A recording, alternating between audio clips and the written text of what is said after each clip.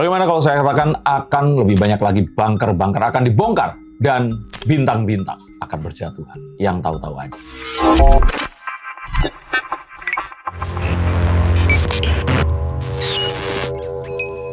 Halo Sainsikers, kembali berjumpa bersama saya Denny Darko. Tidak ada yang namanya misteri, yang adalah tanda-tanda yang kita semua coba untuk mengerti. Sampai detik ini, Febri Adriansyah atau mantan Jampitsus ini belum ditahan. Dan ini menimbulkan pertanyaan. Tim 9 sudah dibentuk, tetapi saat perkara atau berkas perkara ini dilimpahkan ke kejaksaan atau diserahkan ya, maka semua orang bertanya-tanya, akankah Kejaksaan Republik Indonesia atau Kejaksaan Agung ini akan bisa memeriksa orang nomor 2 di instansi mereka? Apakah tidak akan ada kong kali kong? Atau jangan-jangan dealing di bawah meja? Mari kita lihat kalau kalian berani. Terbongkarnya bunker hingga status yang sempat jadi tersangka, jadi saksi, terus tersangka lagi sekarang dan belum ditahan sampai hari ini. Mas Febri Ardian. Tapi kan di satu sisi juga kita yang justru ditanyakan adalah, bukan ditanyakan ya, banyak yang jadi spekulan netizen adalah yang pertama di saat bunker dibongkar dan juga rumah beliau ini diamankan TNI, banyak yang berspekulasi bahwasanya kok rumah koruptor malah dijagain TNI gitu. Terus juga setelah itu status yang berganti-ganti ini sampai di titik dimana ya sampai hari ini pun belum ditahan. Menurut Mas Denny, apakah memang maksudnya Pak Prabowo hingga hari ini mungkin ya kalau kita berbicara di balik layar, Pak Prabowo sebenarnya menyoroti ini tapi tidak mau ini semakin melebar atau seperti apa sih Mas Denny? Saat dulu saya membuka klinik hipnosis, di mana saya menghipnotis orang-orang yang memiliki masalah yang mereka akui mengganggu, seperti ingin berhenti merokok, ada yang takut sama sebutir nasi, betul sebutir ya atau ya, sebutir. Kalau bahasa Jawa sego itu kan satu yang kolektif banyak, kalau upo itu yang sebiji. Itu ada orang yang takut seperti itu. Takut kerupuk kayak Iko Uwais itu juga ada. Nah, maka kita akan dan harus tahu bahwa sebuah trauma atau hal yang akhirnya membekas dalam diri kita itu tidak terjadi dalam waktu yang singkat, tapi merupakan hal yang terbentuk dalam waktu sekian lama. Singkat cerita adalah tidak mungkin dan mustahil orang yang sudah merokok selama 10 tahun akan bisa sembuh dalam waktu 1 tahun. Itu sesuatu yang akan sangat sulit kecuali ada trauma baru yang akan membuat dia ini berhenti merokok. Tapi jika tidak, maka mendevelop sebuah kebiasaan baru. Ini butuh waktu, atau jika tidak orang ini akan gila. Singkatnya kira-kira seperti itu. Nah, sama seperti hal ini, korupsi dengan jumlah yang besar. Ini dibangun lewat kerjasama yang nggak semalam 2 malam, setahun 2 tahun. Ini adalah sebuah sistem yang terjadi sekian lama, melibatkan banyak sekali orang. Mustahil, dalam artian mustahil adalah ini tidak mungkin akan bisa diselesaikan dengan cara ditangkap 1 orang, 10 orang, 100 orang terus akan selesai. Kalaupun itu dilakukan, maka sistemnya akan oleng dan juga akan berantakan dan akan menyebabkan kerusakan yang mungkin nilainya bahkan mendekati nilai korupsi yang terjadi itu tadi. Pun juga kita harus mengetahui, kalau uang ini ada di tempat itu, bisa jadi uang ini adalah mungkin saja 10% dari 100% yang ada. Artinya ada 90% di tempat yang lainnya. Maka penyelidikan dan penyidikan ini tidak segampang menentukan setelah itu terus dia mengaku dan selesai. Kalau memungkinkan untuk digarap lebih banyak lagi dan menemukan bunker-bunker yang lain, ini sesuatu yang memang harus dilakukan. Maka apapun itu saya menghimbau masyarakat untuk memberikan waktu. Karena toh kita juga nggak bisa melakukan apapun selain kita selalu mengingatkan. Mengingatkan tentu saja harus dan jangan pernah berhenti. Tetapi kehilangan kepercayaan harapannya tidak terjadi. Kita tahu bahwa korupsi ini adalah kesepakatan lebih dari 1 orang. Dan ini melibatkan satu hal yang berlangsung sekian lama. Maka untuk penyelesaian yang paripurna, ini tidak bisa dilakukan dalam semalam, seminggu, sebulan, atau berapapun waktunya. Kecuali jika memang akhirnya ada trauma baru yang harus dilakukan. Apakah kalian mau seperti itu? Nah, coba tulis di komentar di bawah sini. Dan tadi pertanyaan kedua apa? Kenapa harus dijaga TNI? Iya. Oke. Kita tahu bahwa ada sebuah rumor atau sebuah berita yang mengatakan di sebuah negara yang bernama Konoha. Nah, ini Konoha ya, bukan Indonesia ya. Ini caranya Benix nih.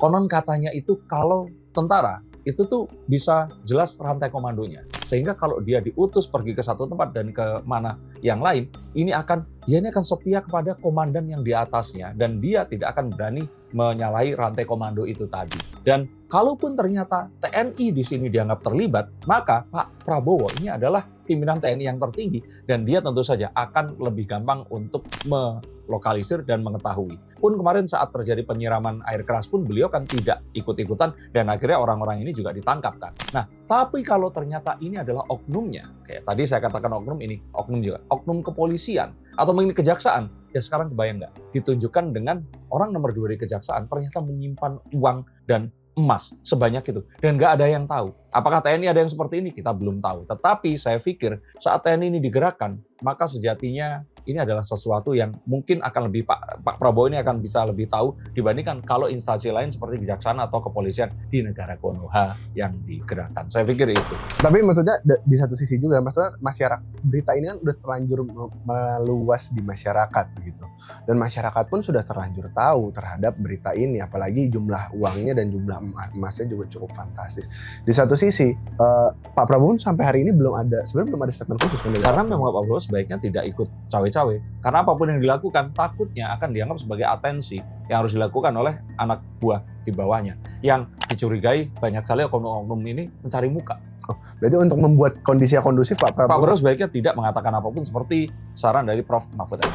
Mas, untuk kasus ini sendiri maksudnya kan ini banker ini apa ya bahasanya? Ini kan orang nomor 2 di kejaksaan. Nah, masyarakat juga mulai agak apa ya bahasanya?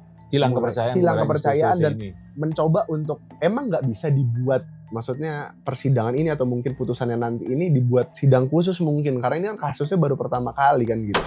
Saya pikir ini dibuat sidang khusus, dan kalau dikatakan bahwa Pak Prabowo ini tidak memberikan atensi, itu saya pikir hanya di permukaan. Saya pikir Pak Prabowo seperti kemarin kan memanggil Kapolri dan juga Jaksa Agung kan. Dan akhirnya mereka juga mengatakan tidak ada masalah di antara mereka. Itu kalau bukan Pak Prabowo yang turun tangan, itu mustahil akan terjadi. Jadi saya kira apapun yang kita lihat, ini belum menentukan apapun yang sedang terjadi karena banyak yang tidak kita lihat. Dan ini seperti pucuk gunung es. Saya merasa bahwa secara di depan panggung ini Pak Prabowo tidak tampak. Tetapi di belakang saya yakin telepon dan jemarinya ini mengatur dan juga menentukan dan mengancam orang-orang yang berusaha macam-macam. Kita akan percaya karena Pak Prabowo di sini adalah seseorang yang patriotismenya ini sudah kita percayai dan juga dia pasti akan mengedepankan kepentingan bangsa di atas segalanya. Nah, cara melakukannya inilah yang harus kita awasi dan kita bantu beliau untuk melakukan dengan cara yang baik dan benar. Tapi kesetiaannya dan juga keyakinannya ini sesuatu yang saya kira tidak usah kita pertanyakan. Mas, banyak juga yang menyangka atau mungkin kalau kita bilang menerka-nerka lah di balik kasus ini yang banker berisi emas batangan 70 kilo. 70 sekian kilo dan juga uang sebanyak itu. 476 miliar ya? Iya, pastinya juga nggak mungkin lah nggak ada keterlibatan orang-orang yang berseragam itu juga gitu maksudnya. Ya pasti dong. Saya kira ya mustahil kalau kebayang ya si Febri Ardiansyah tuh angkut-angkut emas terus masukin ke situ dan sebagainya. Emas-emas yang dia bilang ada yang punya. Dan saya nggak tahu kalau dia menerima penitipan emas. Kalau iya saya sebenarnya pengen naruh di dia. Jadi dilindungi sebagai salah satunya punya Denny Darko seperti itu. Tapi nggak ada iklannya ya, kita nggak tahu. Makanya pas dia bilang ini emas ada yang punya. Saya mikir loh jasanya ini di mana dan sebagainya. Oke. Nah saya merasa bahwa ini pasti ada orang-orang lain. Nah, tapi apakah berseberangan motif tidak? Makanya biarkan penyidikan dan juga penyelidikan. Dan sprindik ini akhirnya keluar 3 kan. Menyangkut Agrinas, kemudian juga tentang blackout. Dan satu lagi ini saya lupa apa. Nah, tapi harapannya ini semua itu tidak hanya teatrikal. Dan kita tahu bahwa Pak Prabowo di sini nama baiknya pun dipertaruhkan juga institusi kepolisian, KPK, dan kejaksaan. Maksudnya orang-orang jadi berpikir kalau misalkan ya nggak mungkin seorang Jampitsus ini bisa mengangkut emas itu dan pasti ada oknum-oknum mungkin berseragam di balik itu. Tapi di satu sisi sendiri, kenapa ini maksudnya kalaupun emang ini dibongkar secara Pak Prabowo pengen memberantas korupsi, kenapa cuma 1-2 banker? Kenapa nggak banker yang lain? Apalagi banker yang ada di Solo. Makanya saya di sini melihat sebelum banker Solo ya. Maka saya melihat bahwa banker-banker ini akan lebih banyak lagi akan dibongkar. Dan karena itulah sampai detik ini Febri Ardiansyah ini belum ditahan. Karena sepertinya memang ada sebuah upaya untuk justice collaboration atau adanya sebuah pengakuan yang akan bisa meringankan hukuman atau sebagainya. Dan ini sepertinya yang akan dikelola dan juga diusut agar infonya ini bisa langsung dilakukan. Dan karena ini adalah sesuatu yang emas kebayangnya berat uang sebanyak itu, maka siapapun yang saat ini sedang ketakutan, berupaya memindahkan atau berupaya untuk melarikan diri, ini pemerintah pasti sudah langsung mengetahui. Dan dari sini kita tahu bahwa orang-orang ini tadi mustahil tidak di-backup oleh oknum-oknum pelindung hukum atau penegak hukum atau kalau kita bilang itu orang-orang yang ada di balik penegakan hukum di Indonesia. Karena oknum-oknum inilah yang sejatinya membuat uang-uang seperti itu bisa mengalir dan juga akhirnya diamankan. maka akan banyak. Bintang-bintang ini akan berjatuhan. Dan saya pikir ini akan dimulai dari sebuah bunker di kota Solo. Enggak, itu buat nyenengin kalian aja. Enggak, bukan. Saya lihat bahwa bunker-bunker ini sepertinya masih akan di Jakarta dan itu akan dibongkar. Dan akan lebih banyak lagi diekspos. Dan kita tahu bahwa hal seperti ini dalam waktu dekat akan diumumkan. Dan kita akan tahu saat itu terjadi, maka orang-orang seperti Febri Ardiansyah ini tidak pakai lama pasti akan tertangkap. Karena sejatinya uang sebesar itu pasti harus ada caretaker-nya. Dan tidak hanya itu. Mungkin saja tidak hanya bintang dalam arti pangkat, tapi bintang dalam arti selebriti ini sangat mungkin akan juga terkuak dan jatuh juga. Kita akan bahas di konten berikutnya, bintang siapa saja, selebriti mana saja yang dicurigai sebagai oknum-oknum yang mencucikan uang untuk orang-orang ini tadi. Dan mereka ini ternyata selama ini sudah dicurigai masyarakat tapi belum tertangkap juga. Apakah kalian tahu dan kira-kira siapa? Tulis komentar di bawah sini. Maka ini akan jadi sebuah pengungkapan yang besar dan kita akan menjadi salah satu atau salah banyak dari saksinya. Di mana Indonesia akan dibersihkan. Sesuatu yang kita tunggu sejak Indonesia merdeka akan terjadi dalam beberapa hari dan bulan ke depan. Apakah kalian siap? Tunggu konten berikutnya dan sampai jumpa.